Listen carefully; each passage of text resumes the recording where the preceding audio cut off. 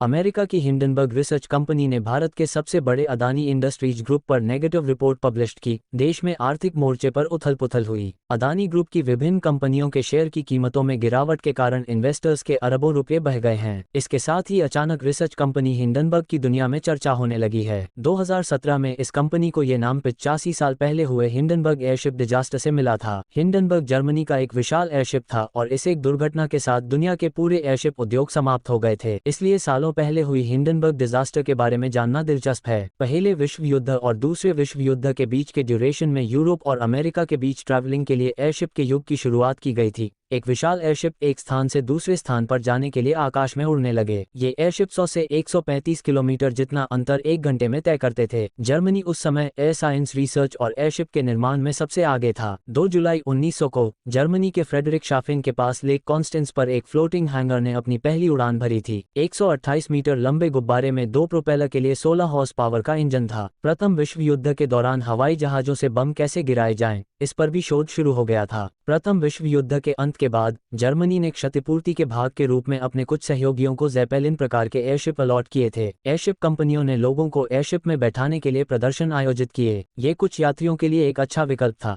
जिन्हें एक स्थान से दूसरे स्थान पर जाने के लिए घंटों नहीं बल्कि कई दिनों तक जहाज पर बैठना पड़ता था। ट्रांस अटलांटिक एयरशिप के लॉन्च के बाद कुल 590 शॉर्ट हॉल एयरशिप उड़ने लगे। यह एयरशिप तकनीक बड़े एयरशिप या आगे जाने वाले विमानों के विकास में महत्वपूर्ण साबित होने थे। उस समय कई एयरशिप बने थे, लेकिन 2 एयरशिप बहुत लोकप्रिय हो गए। एक का नाम ग्राफ ज़ेपेलिन और दूसरा विशाल हिंडनबर्ग। ग्राफ ज़ेपेलिन का निर्माण कार्य सितंबर 1928 में पूरा हुआ। ग्राफ ज़ेपेलिन ने 1929 में लगभग 34,600 किलोमीटर की उड़ान 21 दिन में पूरी की थी। दूसरे विश्व युद्ध में मित्र देशों की बमबारी में ज़ेपेलिन ग्राफ नष्ट हो गया था। जैसा कि हिंडनबर्ग की बात करें, ये 245 मीटर यानी 804 फीट लंबा था, जिसमें इस एयरशिप को उड़ने के लिए 1100 हॉर्स पावर के 4 इंजन थे। मार्च 1936 में जर्मनी के फ्रेडरिक शाफेन में लॉन्च किए गए एयरशिप का वजन 242 टन था। हिंडनबर्ग ने शेड्यूल के अनुसार जर्मनी और अमेरिका के बीच 10 बार यात्रा की, जिनमें कुल 1022 यात्री थे और इसकी टिकट की कीमत लगभग $400 थी।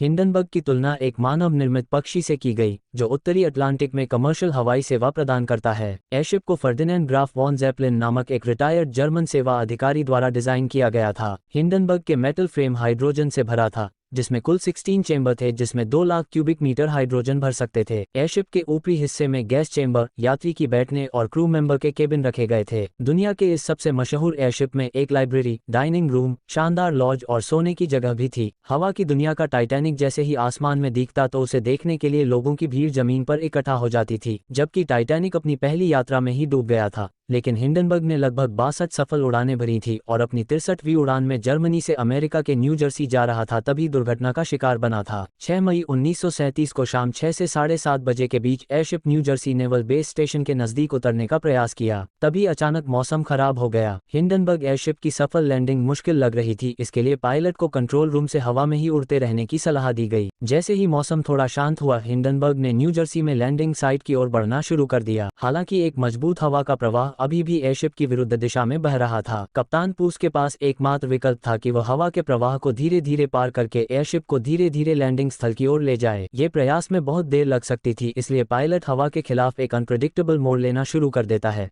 अचानक मुड़ना ये पायलट की सबसे बड़ी गलती थी। किसी गैस चैम्बर के डैमेज होने से गैस लीक होना शुरू हो गया। एयरशिप का पिछला हिस्सा झुकने लगा। दरअसल लैंडिंग के वक्त एयरशिप को बैलेंस करना जरूरी था। पायलट को इस गलती का एहसास काफी देर से हुआ और उसने यात्रियों को झुकाव से विपरीत दिशा में आने का निर्देश दिया। अब लैंडिंग के लिए सिर्फ 200 मीटर की दूरी बची थी। एयरशिप लैंडिंग के लिए एयर स्टेशन पर रस्सियां रखने में आती थी। एयरशिप के ऊपर रस्सियां फेंककर एयरशिप को सुरक्षित नीचे लाया जाता था। लेकहर्स्ट में लैंडिंग के दौरान 200 मीटर की ऊंचाई पर पिछले हिस्से में आग लग गई। आग की लपटें देख अपने साथियों को लेने पहुंचे रिलेटिव्स चिल्लाने लगे। हिंडनबर्ग में कुल 97 यात्री सवार थे, जिन्हें एयरशिप से कूदकर मौत को गले लगाने के लिए मजबूर होना पड़ा। जैसे ही आग फैली, वैसे ही आसमान का टाइटैनिक हिंडनबर्ग आग की लपटों में घिर गया, जिसमें 36 यात्री तुरंत जलकर मर गए। कूदने वाले यात्रियों की भी पटकाने से मौत हो गई। कुछ लोग गंभीर रूप से घायल हो गए। हिंडनबर्ग एयरशिप में आग कैसे लगी, इसके बारे में कई थियरी प्रस्तुत की गई। एक थ्योरी के मुताबिक जब एयरशिप जमीन पर आ रहा था तो आसमान में बिजली चमक रही थी।